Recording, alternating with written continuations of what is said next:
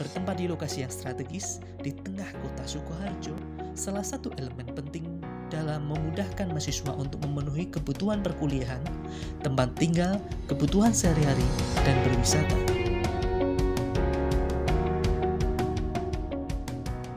Program studi pendidikan yang menciptakan tenaga profesional siap kerja untuk membantu individu yang memiliki masalah pribadi, hubungan sosial, belajar, dan karir. Bimbingan dan konseling Univet berdiri sejak tahun 1983 dengan nama Psikologi Pendidikan dan Bimbingan, kemudian berganti nama menjadi Bimbingan dan Konseling dengan akreditasi B. Lebih dari 1.800 alumni lulus dari BK Univet dengan mayoritas sebagai guru, pengawas pendidikan, dan kepala sekolah. Melalui dosen-dosen yang minimal bergelar magister dan syarat akan pengalaman, kurikulum dirancang secara komprehensif untuk menciptakan mahasiswa yang terampil, komunikatif, berdaya saing, dan profesional. Beberapa kegiatan perkuliahan yang dilakukan dalam menumbuhkan dan mengembangkan profesionalitas mahasiswa antara lain layanan klasikal, konseling individual, konseling kelompok, bimbingan kelompok, instrumen tes dan non-tes, pengembangan media, seminar dan workshop BK, dan pengadministrasian.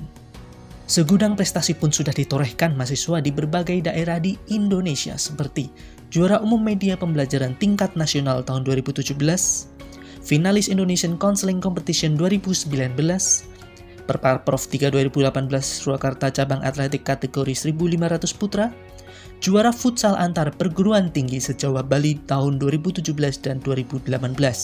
Munculnya prestasi salah satunya dipengaruhi oleh terpenuhinya fasilitas dari bimbingan dan konseling seperti laboratorium bimbingan dan konseling terstandar, ruang micro teaching terstandar, ruang kelas yang nyaman, perpustakaan pusat dan prodi yang memiliki lebih dari 8.000 koleksi buku cetak maupun elektronik, ruang dosen, dan unit pengembangan karir dan alumni.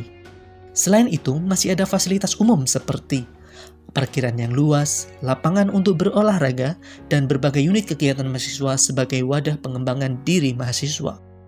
Ayo Bergabung bersama kami.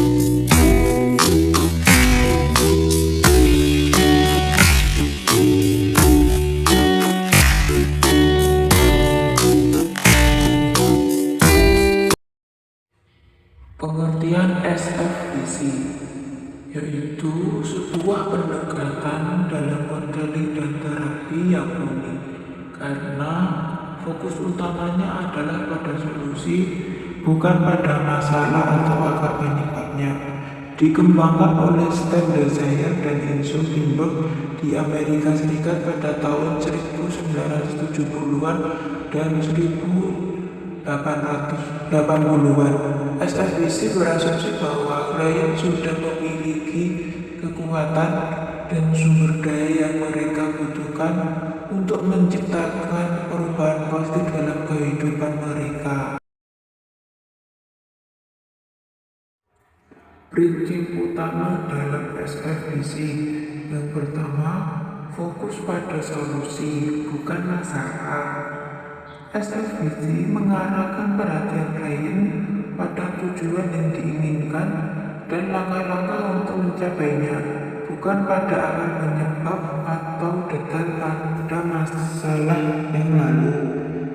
Pertanyaan seperti apa yang berbeda ketika masalah ini teratasi, atau apakah yang sudah berhasil yang sering digunakan. Yang kedua, memanfaatkan kekuatan dan sumber daya klien. Pendekatan ini percaya bahwa klien memiliki sumber daya dan kekuatan internal untuk menemukan solusi mereka sendiri. Coach membantu klien mengidentifikasi dan memanfaatkan kekuatan ini. Yang ketiga, memperhatikan keberhasilan kecil dan pengecualian. SFVC mencari momen-momen ketika masalah tidak terjadi atau ketika ada sedikit perbaikan. Ini disebut pengecualian dan digunakan untuk membangun kepercayaan diri klien dan menunjukkan bahwa perubahan mungkin terjadi. Yang keempat, bahasa positif dan berorientasi masa depan. Komunikasi dalam SFBC selalu positif, mendorong harapan, dan berinteraksi pada masa depan yang diinginkan klien. Kelima, kolaborasi dan kemitraan. Hubungan antara coach dan klien adalah kolaborasi. Coach adalah fasilitator, sementara klien adalah ahli dalam hidup mereka sendiri. Yang terakhir, pendekatan singkat dan efisiensi. Sesuai namanya, SFBC dirancang untuk menjadi singkat dan efisiensi, seringkali menghasilkan perubahan signifikan dalam beberapa sesi pada tujuan untuk membantu klien.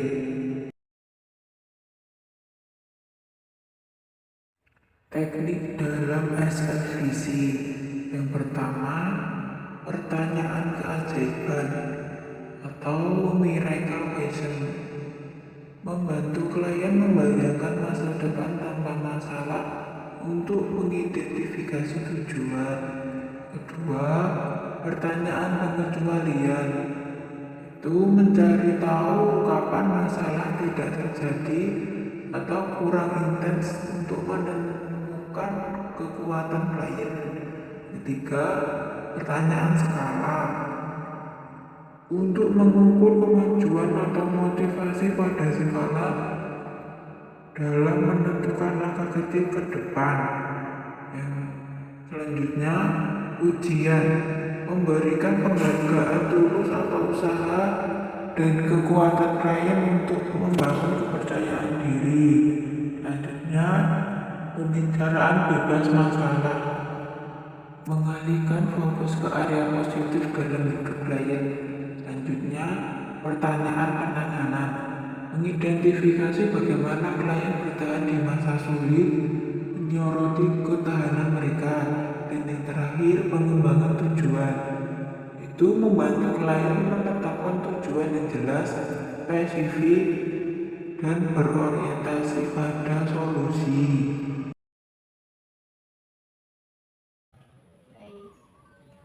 Selamat datang, kita perkenalan terlebih dahulu ya Mbak. Untuk namanya siapa? Untuk saya sendiri Lisa Bu.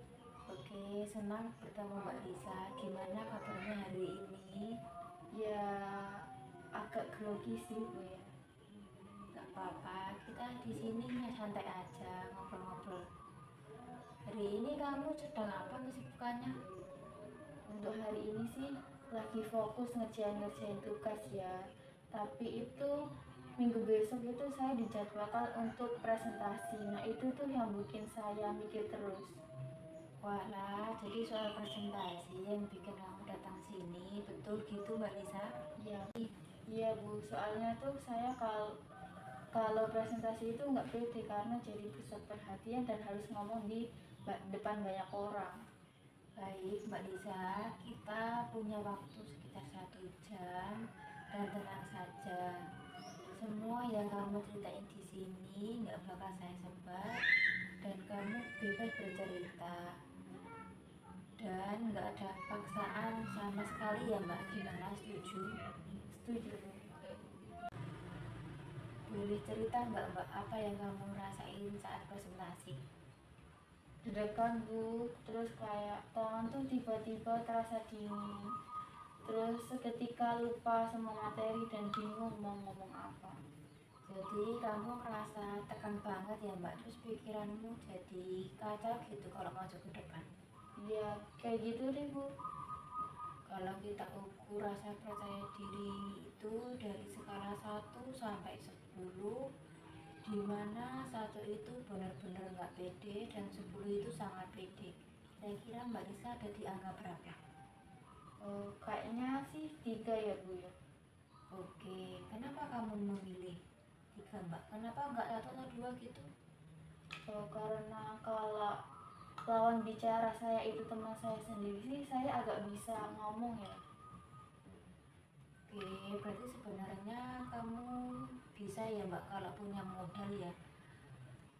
Apalagi kalau kondisinya tertentu, apalagi kalau ada temennya gitu kamu lebih santai. Iya. Baik, sekarang Mbak Lisa coba bayangkan, misalnya malam ini Mbak Lisa tidur, lalu besok bangun pagi, dan tiba-tiba Mbak Lisa merasa pede saat presentasi. Apa yang Mbak Lisa rasakan? Saya bisa ngomong tenang, nggak gemeteran, terus kayak menjelasin semua materi presentasi saya itu nggak ada ngeblank. Bagus banget. Nah, menurut Mbak Lisa, langkah kecil apa yang bisa Mbak Lisa lakuin mulai hari ini supaya kamu makin dekat dengan versi yang lebih percaya diri lagi? Mungkin saya mencoba untuk bicara sendiri di depan kaca, atau enggak itu meminta teman saya untuk mendengarkan cerita saya agar lebih terbiasa gitu. Wah, keren. Jadi Mbak Lisa mau coba latihan dulu ya, baik sendiri maupun ditemenin teman ya. Iya, agar bisa terbiasa ngomong. Oke, kalau gitu kamu mau mulai latihan kapan, Mbak? Mungkin nanti malam. Oke, nanti malam ya, Mbak. Sekarang ada di angka berapa, Mbak? Dari 1 sampai 10. Mungkin naik dikit ya, Bu. Menjadi 5. Oke, dari 3 sampai 5 itu udah kemajuan yang luar biasa. Mbak Lisa udah tahu apa yang harus dilakukan.